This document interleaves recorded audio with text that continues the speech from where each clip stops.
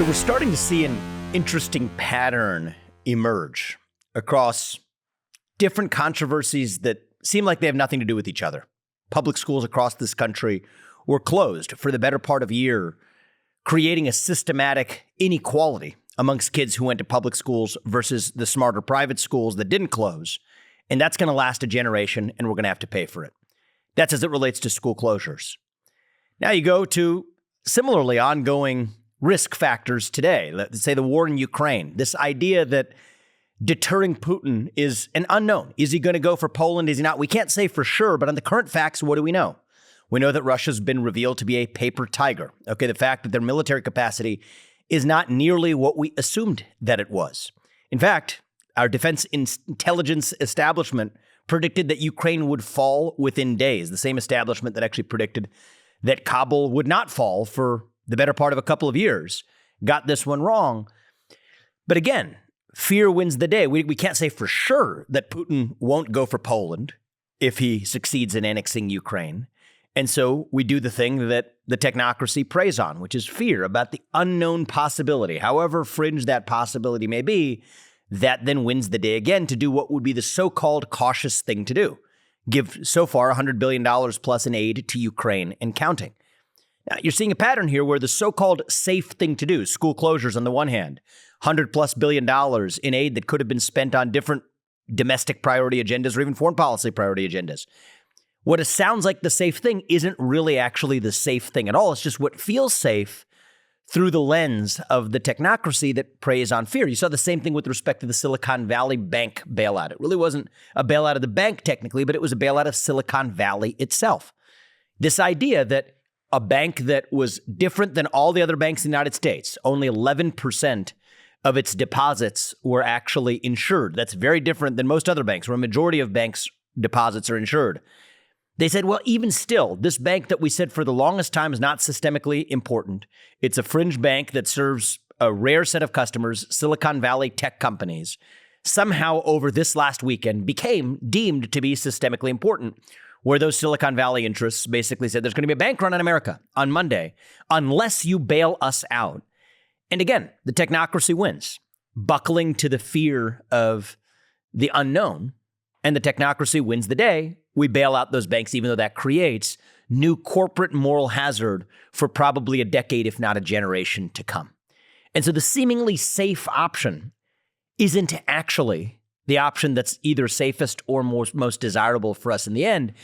But they use, this is one of the tricks of the technocratic class, when we lack a fundamental self-confidence, when we lack fundamental conviction in what we know to be right as Americans, when that conviction is lacking, they're able to prey on that fear to be able to implement an agenda that they otherwise would not have been able to implement, from COVID school closures to a war in Ukraine to a bailout of special interests in Silicon Valley.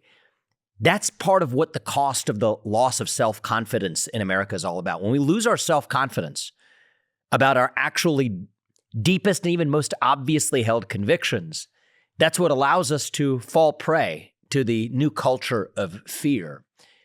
One of those areas where I predict that to play out over the next year is actually going to be, if I'm successfully elected as president, in implementing one of my core policy priorities, which is to declare independence from China.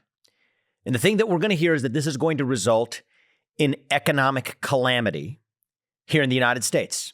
That, you know what, even though we know that China's a long-run enemy, even though China is using American companies to advance their geopolitical ends, we just can't afford to actually decouple. We just can't afford to declare independence. Now, my broader view here is deeper, is that if we're willing to do it, we actually won't have to, because China will reform its behaviors, because there will be greater loss to them than there is to us over here. That's really what more deeply motivates me to seize on this moment when Xi Jinping has shot China's economy in the foot last year as part of his grip on a third term of power. That's really what's going on from my perspective. But you can't be a bluff. We actually have to be willing to declare independence from China. That will involve some measure of sacrifice.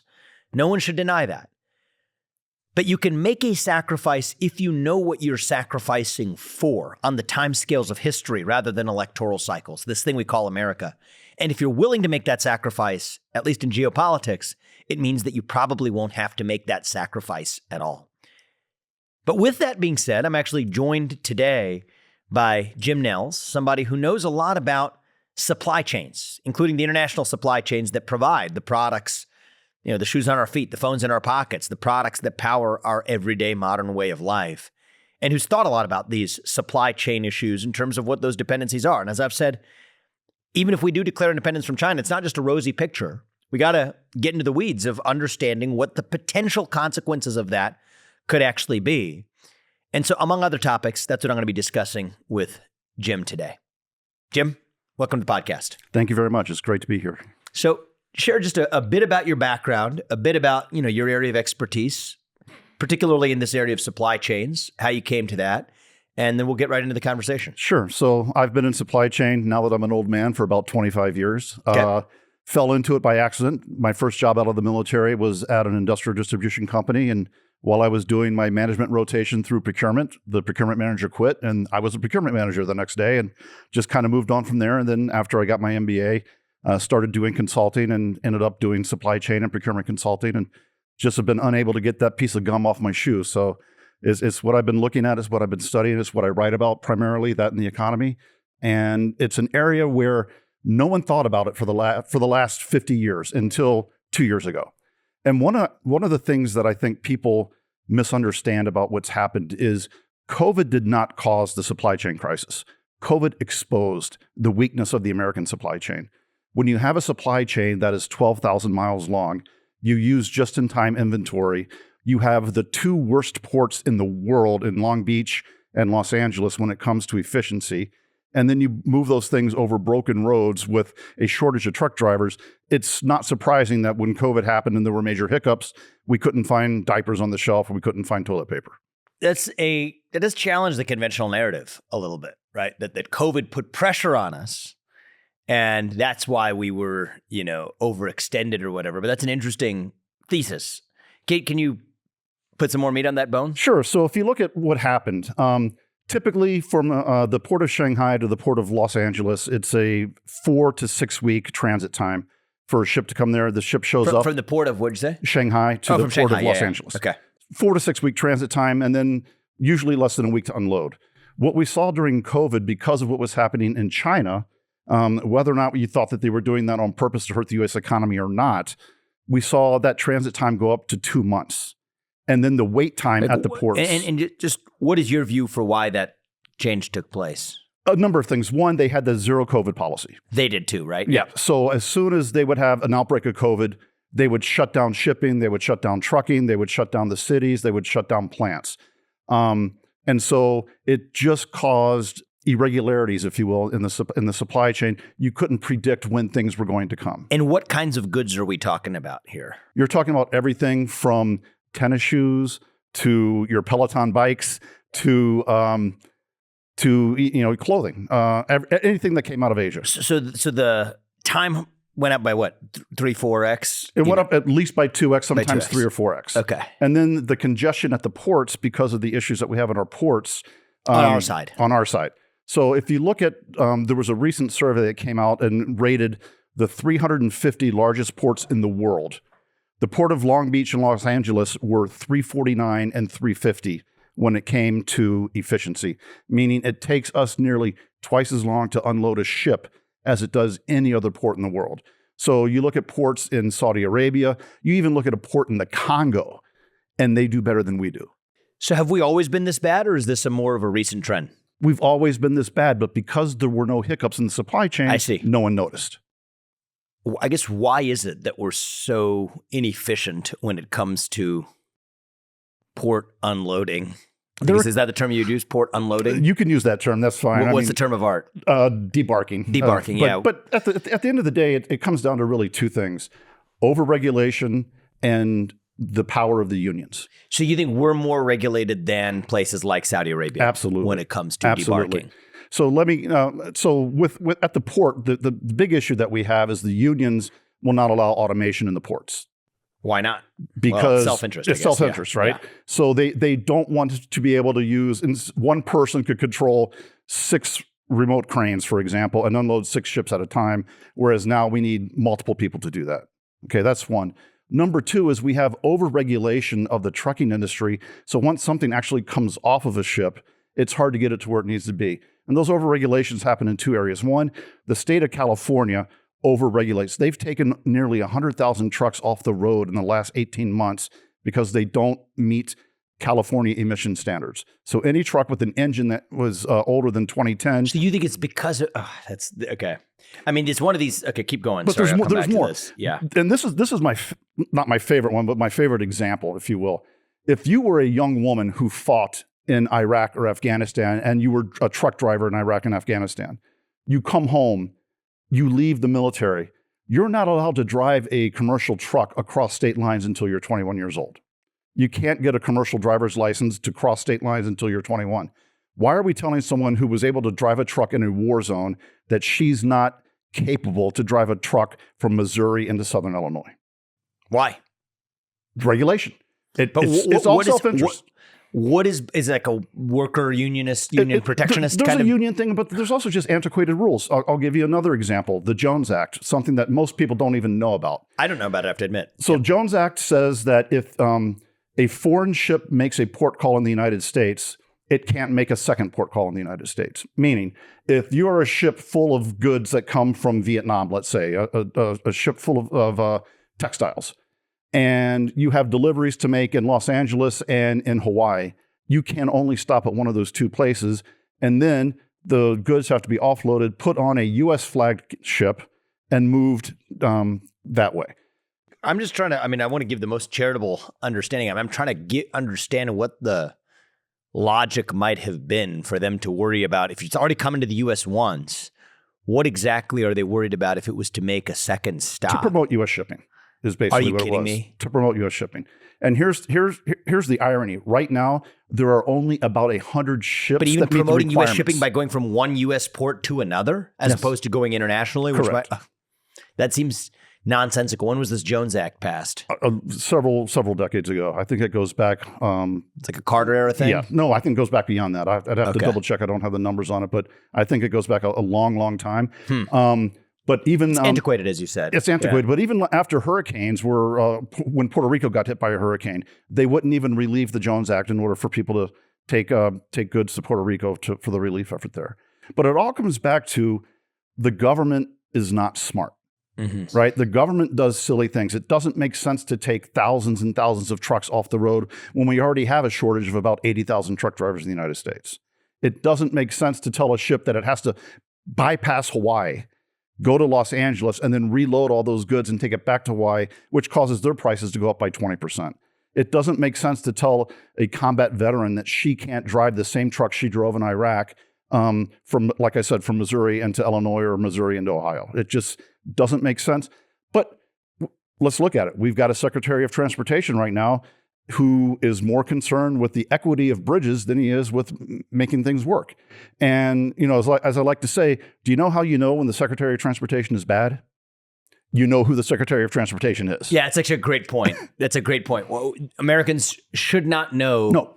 Most of the figureheads of the administrative state, I would say the same thing about the Federal Reserve too, but for that matter. I don't disagree. But for that matter, that's actually a pretty good point. So you're making a pretty interesting point, right? This idea of just the pandemic-driven supply chain weaknesses.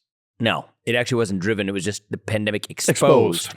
These pre-existing, generally what I'm hearing are regulatory failures as well as antiquated laws that contribute to those regulatory failures combined with unions as an obstacle. Correct. Is that about right? Correct.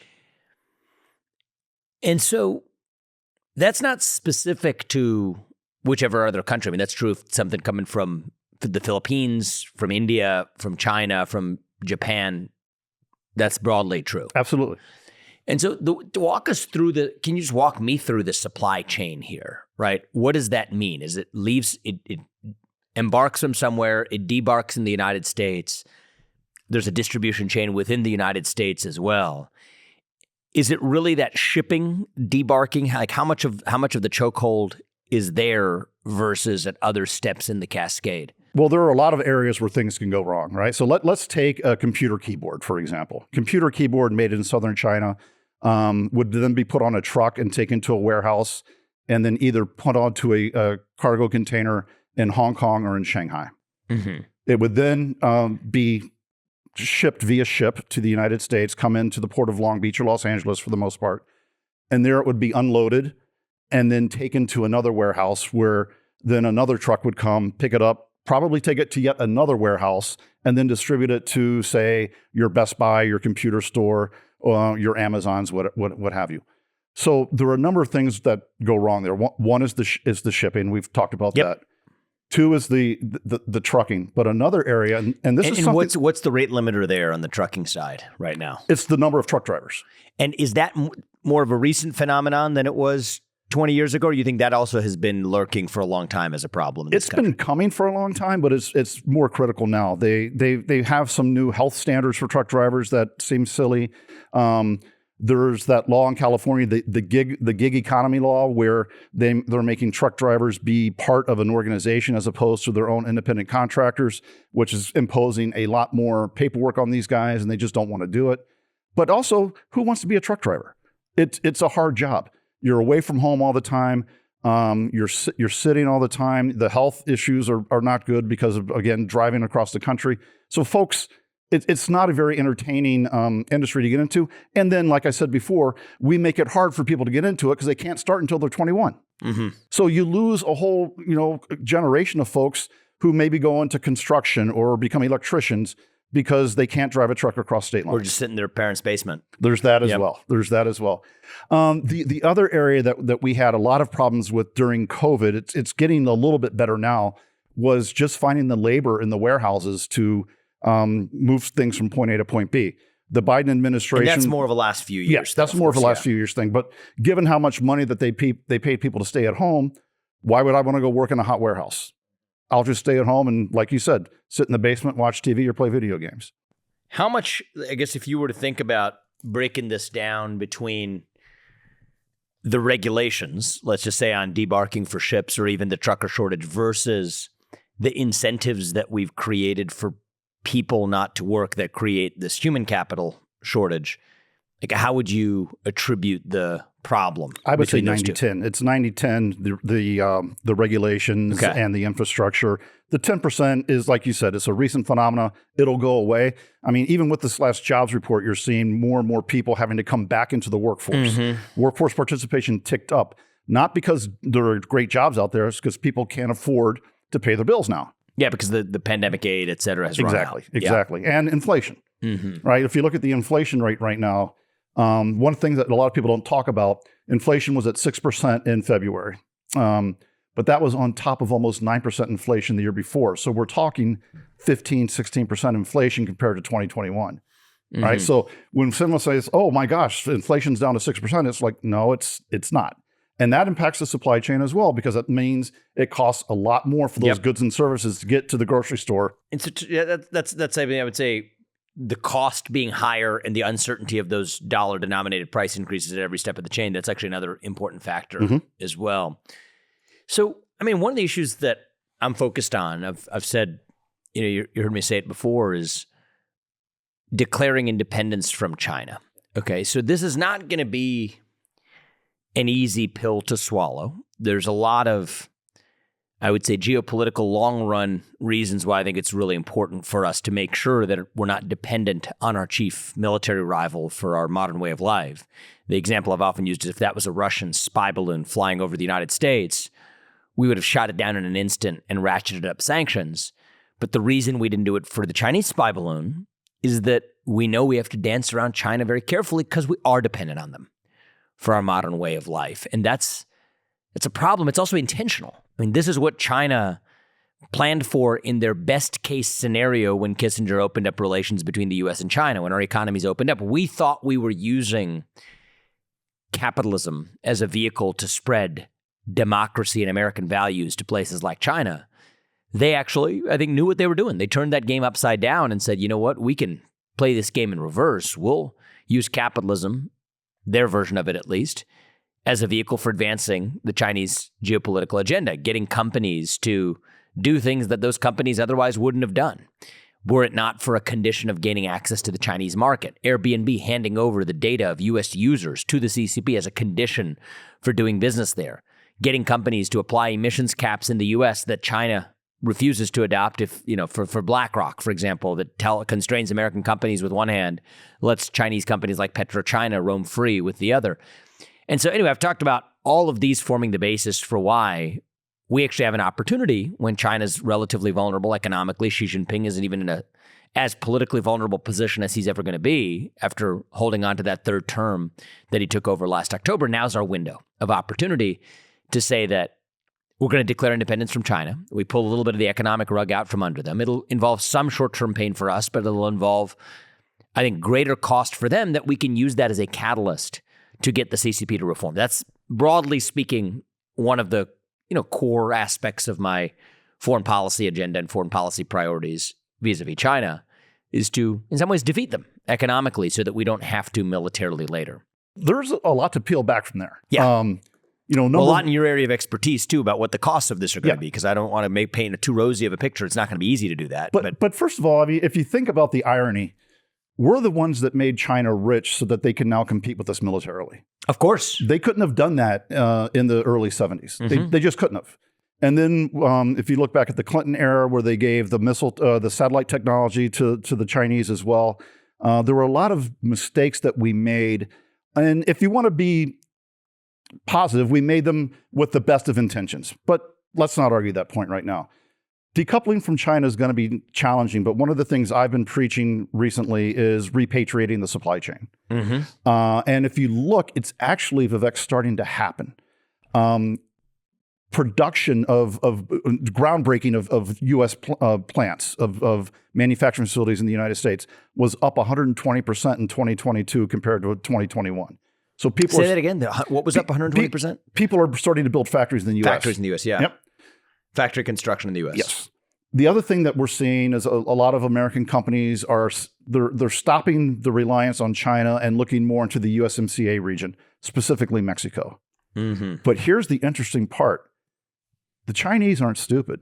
The Chinese have invested over $3 billion building plants in Mexico over the last 2 years. So they want to participate in our diversification. And think about that. So one, it gets them around any sanctions to China. Mm-hmm. And then it gets them around. That's interesting. It gets them around any sort of COVID lockdown if they were to start to go back to COVID lockdowns.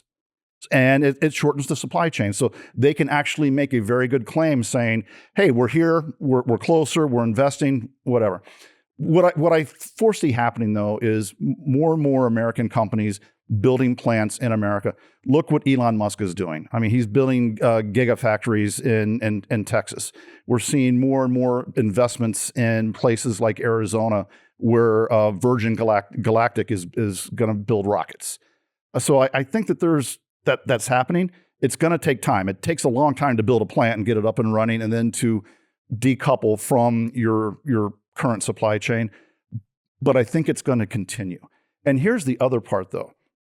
It's not necessarily going to be as painful as a lot of people think. When you look at the total cost of not only the cost of the good, but the cost of getting it from point A to point B, and the cost of getting it then into the consumer's hands, we might be able to at least maintain cost or even reduce cost. The other thing, though, is that if it's available, you can sell it. If it's not on the shelf, it goes unsold. Mm-hmm. So I actually have a lot of hope for the future of what's going to happen. The one thing that you can always say is you can never bet against the ingenuity of Americans when it comes to trying to do well in business. They'll find a way to make it happen. We'll find a way to make it happen. Yes, we will. Yeah, I think that has been true for most of our history. I think it can be true again. I think we've lost this sense of self-confidence, lost that spirit that you just described, that you cut us loose, there's nothing we're not going to achieve. I think that's part of what makes us American. I think temporarily we've lost a bit of that national spirit, but I'm with you. I think we can absolutely get that back. But let's just go into this, let's understand the best arguments. Right? I'm with you that I think that this needn't be as hard as we make it out to be for decoupling first supply chains and then more broadly from China. But let's go into a little bit more detail there. Like, how would you see that process actually playing out? Double click a little bit. Let's get into the meat of what that decoupling for, American businesses looks like. First and foremost, I think we're going to have to provide incentives for companies to invest in America again. Mm-hmm. And if you look at President Biden's budget, he's spending a whole bunch of money on agencies as opposed to maybe giving tax credits to business to invest in America. So let me just ask you about that. I mean, because I think that there's two potential goals here. One is more modest than the other. The first is just decoupling from China. But there is this whole rest of the world outside of China that we could also, Mexico among the rest of the world, Japan, India, Australia, Southeast Asia, Western Europe, Brazil. How much of the slack do we pick up from China, from the rest of the world, versus having to repatriate that to the U.S.? There may be a lot of the reasons why it's desirable to do that in the U.S. as a matter of so-called industrial policy or otherwise. But put that to one side. If we're just talking about the goal first for geopolitical reasons, decoupling from China, how much of that slack can be picked up by other international supply chains as well, diversified across a broader base of countries? It's there. Yeah. It's there. So, and it's a great point. Just because we decouple from China doesn't mean that we have to become isolationist and try to make everything in the United States. Right. That's kind of where I'm at on this. That's impossible, right? There's no way that we can make everything that we need in order to function as a society. So what are the things that we want to import from other non-Chinese countries, right? What can be done in Mexico?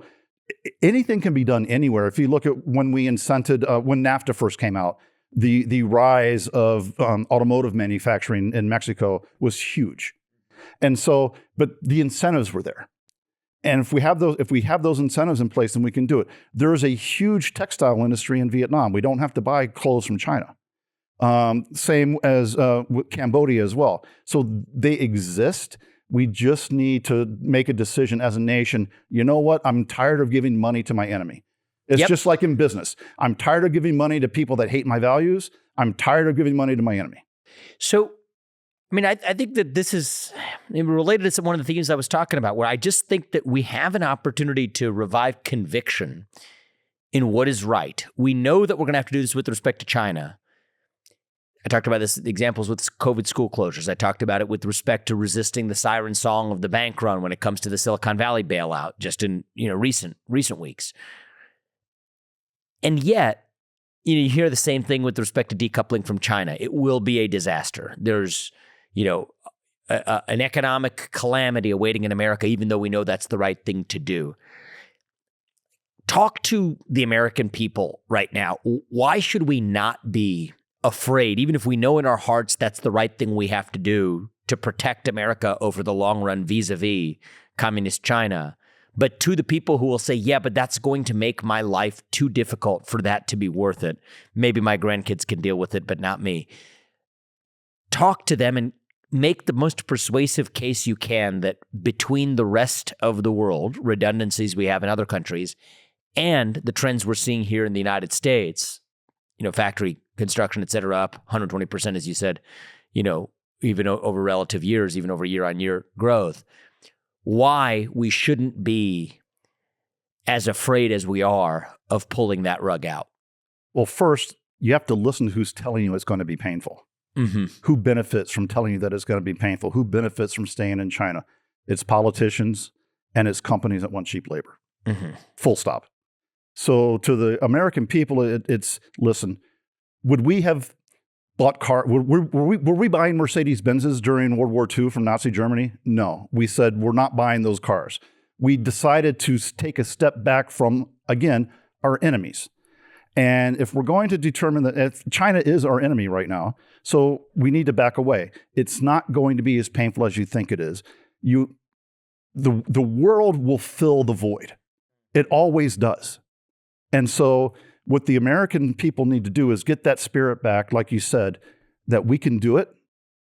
We're going to go through it. We're going to make it happen. And to the point that you made earlier in the discussion, you may not have to pull all the way away, because once you start doing it, they're going to collapse. Here's the interesting thing about China. And first of all, any American who tells you that he or she understands China is lying, right? Mm-hmm. We can only understand part of China because it's a very, very complex society. But right now, they're not growing. And that's bad for President Xi. What's their GDP growth now? I think it's like 3 peaking out at 8%. A few years ago, 7-8%. It's down under 4 now. It's in the 3 handle on it, I think. Yeah, I believe it's 3.6%, but I don't want to be quoted on 3.6. But they need to grow at about 8% to keep the economy going, to just employ all the people that become of working age. And if you also look at their country, China should be about 6 different countries, not one country. So it only takes a little bit of unrest for them to have a lot of fear. And that's what we saw with the COVID riots at the end of the 2022. They started, people had enough, basically. And President Xi had one of two choices. I can either clamp down really, really hard, or I can relax the COVID restrictions. And he made the political calculation to relax the COVID restrictions. They're not as strong economically as people get them credit for. We are a much stronger economy than China is. Mm-hmm. It's not even close. And that's the thing. I mean, that comes back to this theme of, if we're willing to make that sacrifice, we probably won't have to make it at all. What is it about the American psychology right now that stops us from being able to just man up and do what we know what we're supposed to do, to put it bluntly? I think it's a failure of leadership on the part of the politicians. Mm-hmm. Where's the vision?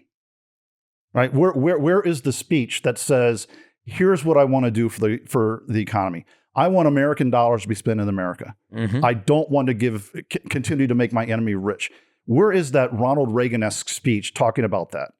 And it doesn't even have to be, I think the second part's even just the most obvious and powerful.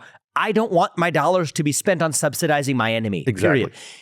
Even if that means the rest of the world that are allies, most of which are allies, it's not just in America as a protectionist policy.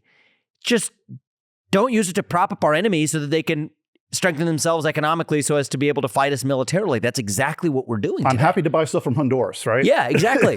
Exactly. It's fine. Or in the United States, or some combination of Honduras, Mexico, West Africa, India, Japan, Western Europe, the Philippines, and Brazil. Great. I mean, it's interesting you brought up Africa, right? One of the most underdeveloped continents in the world.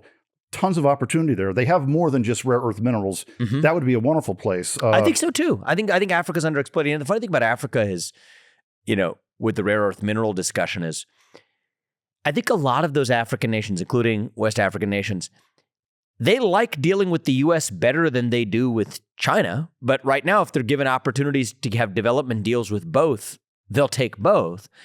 And yet we in the United States could be, this is another point of, pulling the rug out from under China a little bit, playing a little bit harder ball, is to tell those African nations that, hey, we're here for you,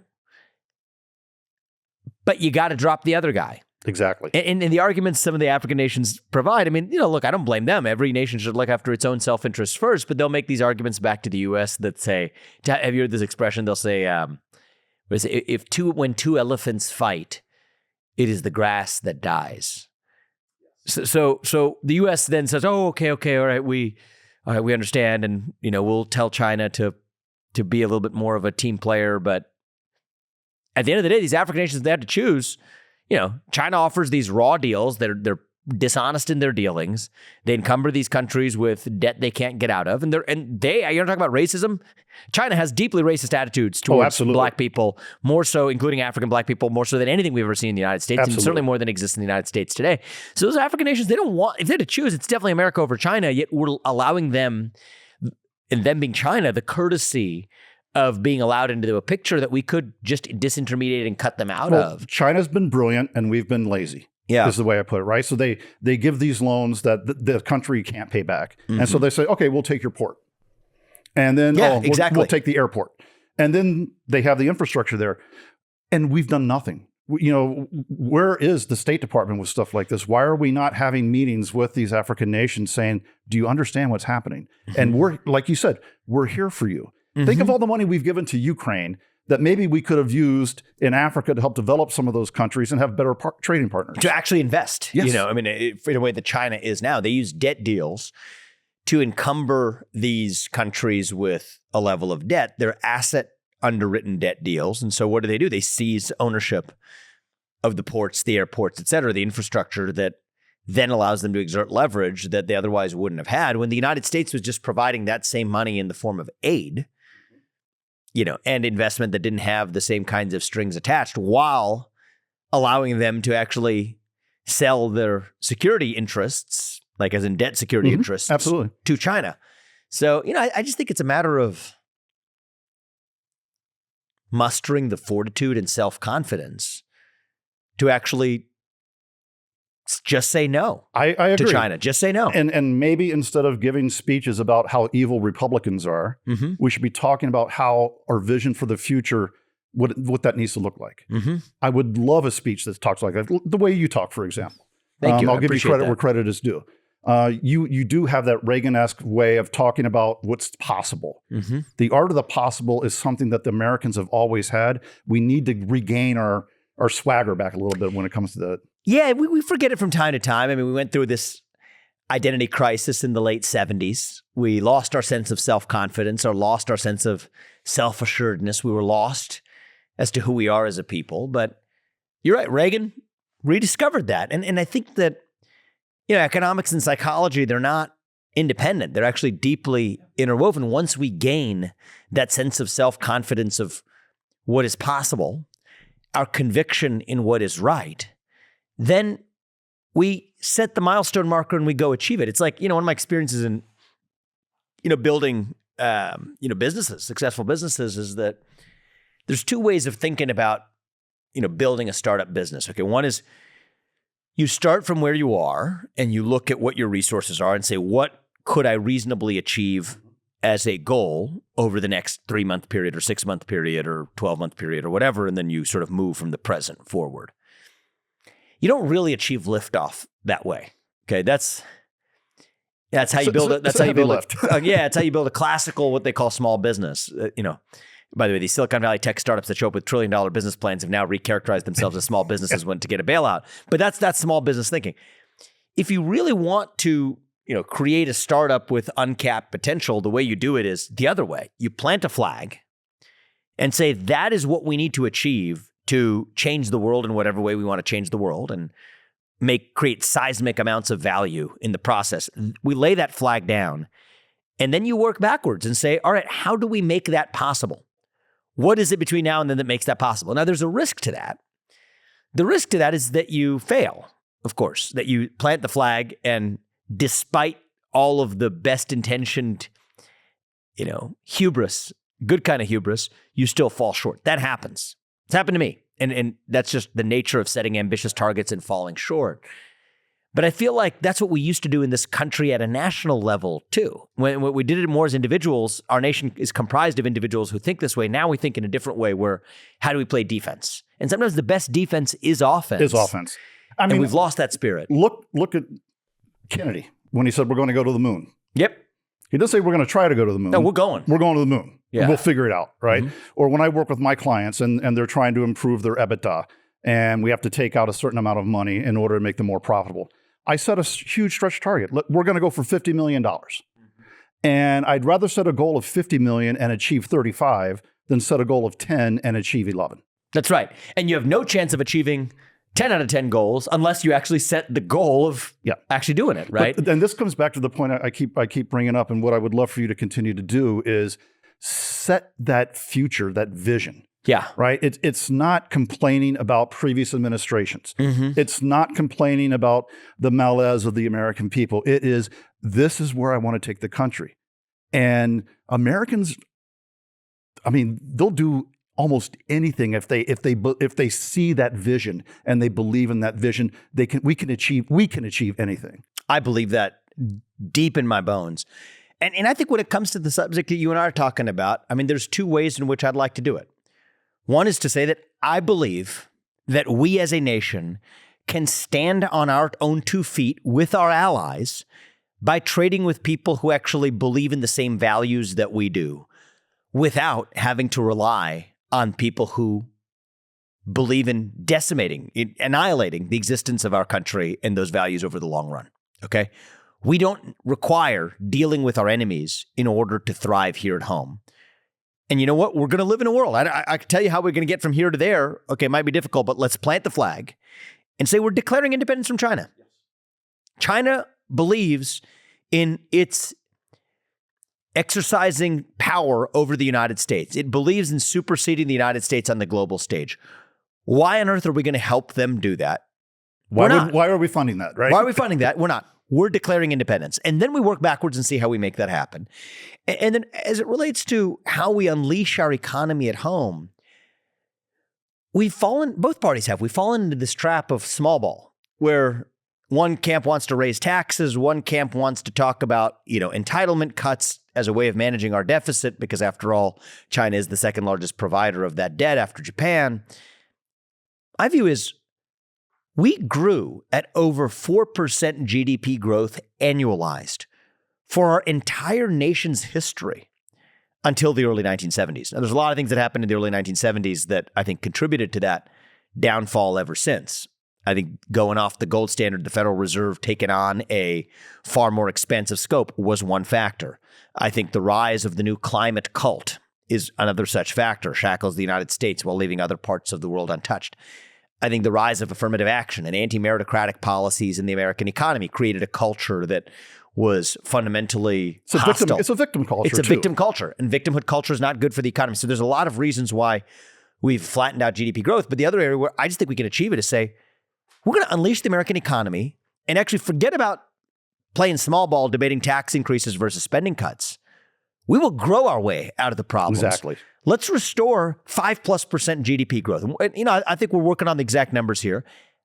I think that is achievable, but like Kennedy going to the moon, if we can go to the moon, we certainly can get back to a place of 5+, or if not 5+, 4+% annualized GDP growth. And if we did that, the rest of our problems become easy by comparison. I think that's just the big ball, the way we got to be thinking. But no one thinks that way anymore. Mm-hmm. We're going to change that. No one thinks that way. Well, you need a young guy who wants to run for president, who's got the vision and the ability to communicate that. But, I believe the American people still want to play big ball. I think so too. I think that we've just been taught recently by failed administrations that small ball is okay. Mm-hmm. And we've taught to be afraid. Think about COVID. They taught us to be afraid during COVID. Mm-hmm. It was the flu, right? And I know people died, and I'm sorry people died, but people die of the flu every year as well. People die of pneumonia every year as well. It was the flu, and we hid in our homes. We ordered groceries delivered. We left them outside. Then we sprayed sanitizer on them, and then maybe we ate them, right? I mean, think how quickly the American people gave up their civil rights during COVID. For fear. We need to change that. You talk about fear a lot. We can't be afraid. Mm-hmm. We have to think big. We have to think boldly. And there's nothing that we cannot achieve. Mm-hmm. I look at my children.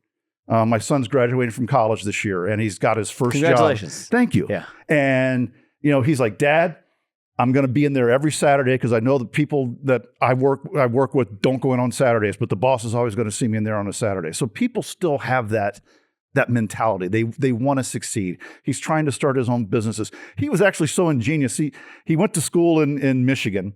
He got every one of his fraternity brothers to change their registration to Michigan so they could vote in local elections and vote the right way. Right. So, I mean, there's still that in this country. There's still, I look at my daughter and how she wants to change the world.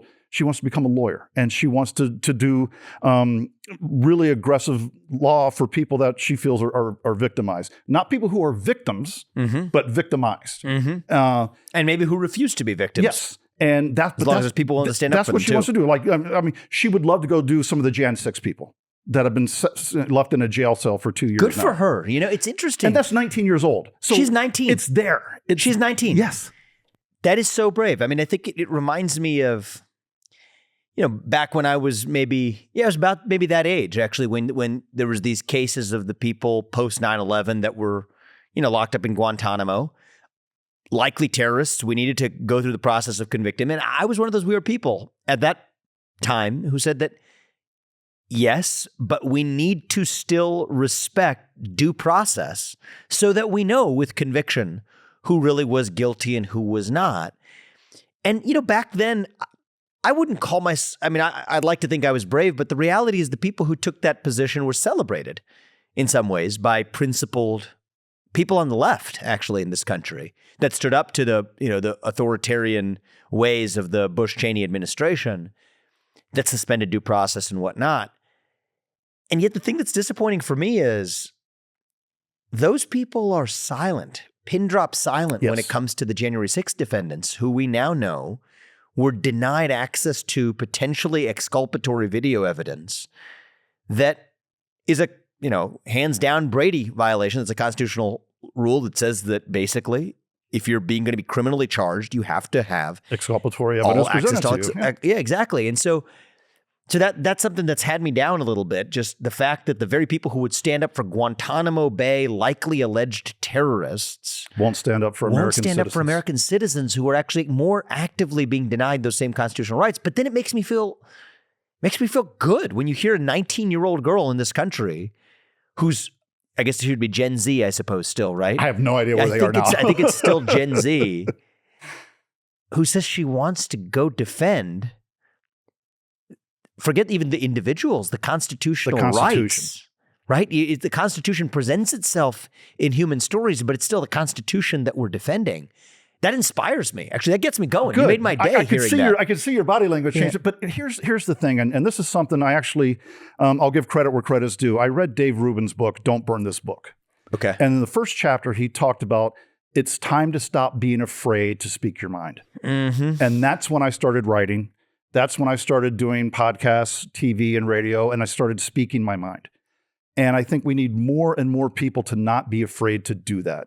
And right now, people are terrified to speak their minds if you are on the right side of the spectrum, because you're going to be labeled an ist, isms and ists and racist and whatever, and misogynist, and it doesn't matter. We need to change that. We need people to have debates. I remember my freshman year in college, my freshman year roommate, he was to the left of Jimmy Carter. Okay. I was to the right of Ronald Reagan. Okay. And we would stay up till 3 o'clock in the morning with just these wonderful debates about our views on life and our views on politics and our views on the economy. And it made us better friends, but we weren't afraid to have the conversation. You can't have those conversations today. And that's why I'm so proud of my son and my daughter, because they're not afraid to have those conversations. That's also what gives me hope, because they're not that unique. Every parent thinks their child is unique. They're not that unique. They have friends who do the same thing. We need the leadership that's going to encourage that type of behavior. One of the things that I've long said in the last couple of years is that you want a good litmus test for how well we're doing as a country, the civic health of our country. Take the gap between what people are willing to say in private and what people are willing to say in public. Right? When that gap is narrow, we're doing great as a country. When that gap is wide, we're not doing well. No doubt today we're in a moment where there's a big gap between what people are willing to say in private and what people are willing to say in public. And that's because fear is infectious. I mean, there's just an inherent property of fear. You're talking about COVID, they call the R-squared rate, the transmission rate. The transmission rate of fear in a culture is just naturally very high. Well, they say courage is contagious, so is fear. Fear is infectious. I say courage is contagious. Actually, That's one of our slogans is it takes more people to be contagious before that's true, right? So it's not like courage doesn't spread automatically. But if you have enough people like your son and your daughter, who for their generation, amongst their classmates, are willing to demonstrate that, then courage actually is ready to spread too. But it takes a few people to start it. Fear starts automatically. Courage can be contagious too, but it takes a few people at least willing to demonstrate it first before it actually starts spreading. But, very good point. I think we're at that moment where people are quietly hungry for it. And, whether it's decoupling from China, whether it's actually taking the right course of action in Russia vis-a-vis Ukraine, whether what we've learned about what those school closure policies did for us in the COVID era, Silicon Valley Bank and its depositors this weekend, when you submit to fear, you actually take a greater risk without knowing it, even though temporarily you feel like you did the safe thing. But we're starting to see pockets of resistance. But we're seeing that. Yeah. Right? I think we're the cusp where hairs trigger away from actually a domino effect. The mama bearers at the school board meetings, right? People starting to recall some of these George Soros district attorneys that he's put in place. Sure. And say, you know what? We want district attorneys who are going to enforce the law. So I really think you're starting to see that. I think you're going to see a big backlash over what happened with Silicon Valley Bank. I think so too. I think people are really angry about it because it's like, why do they have different rules than everyone else? And that was they shouldn't, but they do. That was the point that you made on the podcast the other day was why do they get different rules? And it is that moral hazard that we're creating now because basically if I'm running a bank, I don't have to worry about insuring my folks. I can play with the money any way I want to because the government's going to come in and fix it. And I think that the way we get there is to start talking openly again. I think we're about to do that. And it's a big part of what not only this campaign, but conversations like this are all about. Thanks a lot for coming, Jim. I really took a lot away from this. And, I think the supply chain, people utter the words, but I think you understand it more deeply in a way that, there's something about overcoming fear too, where part of the root of fear is the failure to understand what you're afraid of. And I think that your understanding of this particular issue allows us to muster the fortitude to do what we need to do vis-a-vis China without denying the problems that we have in our own supply chain that could make that a risky proposition. But to the contrary, when you see the problem, you could actually fix it in a way that liberates you. And, I thank you for your courage. Those words mean a lot, and it was an honor to be here today. Yeah. Thank you. I'm Vivek Ramaswamy, candidate for president, and I approve this message. Paid for by Vivek 2024.